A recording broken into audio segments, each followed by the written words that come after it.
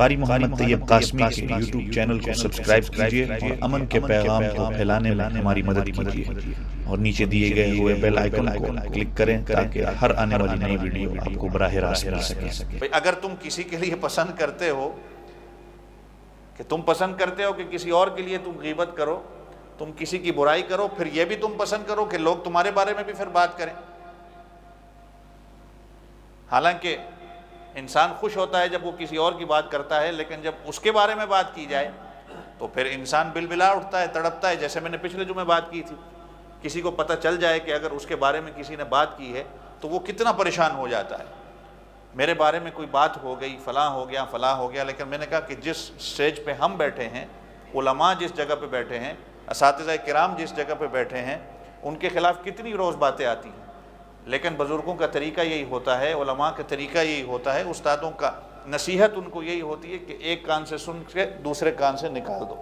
ورنہ تم اپنا کام نہیں کر سکو گے۔ اگر آپ ایک کو جواب دینے بیٹھ جاؤ گے، آپ اپنا کام نہیں کر سکو گے۔ اللہ نے آپ کے اندر جو اچھائی رکھی ہے، آپ اس اچھائی کو پھیلاؤ۔ جو مومنٹ آپ کو ملے، اس مومنٹ کو آپ جو ہے اللہ کے راستے میں خرچ کریں۔ جب آپ ان کو جواب دینے لگ جائیں گے، جیسے حضرت صدیق اکبر رضی اللہ عنہ کا میں نے واقعہ بتایا تھا کہ آپ صلی اللہ علیہ وسلم نے کہا کہ ابو بکر، فرشتہ اللہ سے مقرر کردہ تیری طرف سے اس بندے کو جواب دے رہا تھا، لیکن جب آپ نے جوابی کارروائی کی، آپ نے جب ان کو جواب دیا تو فرشتہ وہاں سے چلا گیا، شیطان آ گیا۔ جب شیطان آ جائے تو اللہ کا نبی وہاں بیٹھ نہیں سکتا، تو آپ صلی اللہ علیہ وسلم وہاں سے تشریف لے گئے۔ تو خیر، والذین هم لاماناتہم وعہدہم راعون،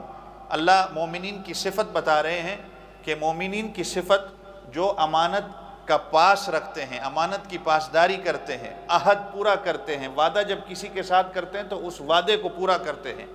حضور پاک صلی اللہ علیہ وسلم کی ایک اور حدیث ہے، اکثر و بیشتر آپ نے سنی ہوگی، آیت المنافق ثلاث اذا حدث کذب وَإِذَا وَعْدَ أَخْلَفَ وَإِذَا اؤْتُمِنَ خَانَ او کما قال علیہ الصلوۃ والسلام۔ رسول اللہ صلی اللہ علیہ وسلم منافق کی نشانی بتا رہے ہیں کہ 3 نشانیاں منافق کے اندر پائی جاتی ہیں۔ جب وہ بات کرتا ہے تو وہ جھوٹ بولتا ہے۔ اللہ میری آپ سب کی حفاظت فرمائے۔ اور پھر فرمایا کہ جب وہ وعدہ کرتا ہے تو اس وعدے کی خلاف ورزی کرتا ہے۔ ایک ہوتا ہے جان بوجھ کر، ایک ہوتا ہے کوئی مشکلات کہیں آ جاتی ہیں، کوئی مسائل آ جاتے ہیں، بعض اوقات وعدہ کسی کے ساتھ کیا ہوتا ہے، اس وعدے کو بندہ پورا نہیں کر سکتا، وہ ایک الگ چیز ہے۔ لیکن ایک مومن کی شان یہ نہیں ہوتی کہ وہ وعدہ کر کے اپنے وعدے سے پیچھے ہٹ جائے۔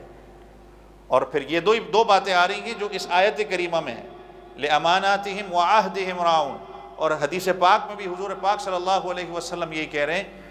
کہ اذا حدث کذب، جب وہ بات کرتا ہے جھوٹ بولتا ہے، وَإِذَا وَعْدَ أَخْلَفَ، جب وہ کسی کے ساتھ وعدہ کرتا ہے تو وعدے کی خلاف ورزی کرتا ہے، وَإِذَا اؤْتُمِنَ خَانَ،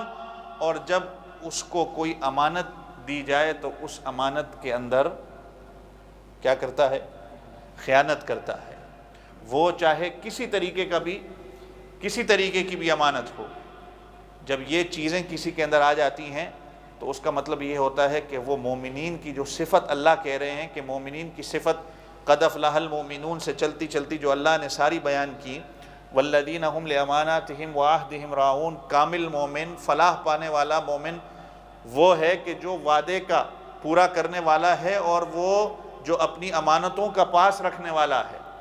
اگر کسی کے اندر یہ چیز نہیں ہے تو پھر کہیں نہ کہیں اس کے ایمان کے اندر کمی پیشی ہو جاتی ہے۔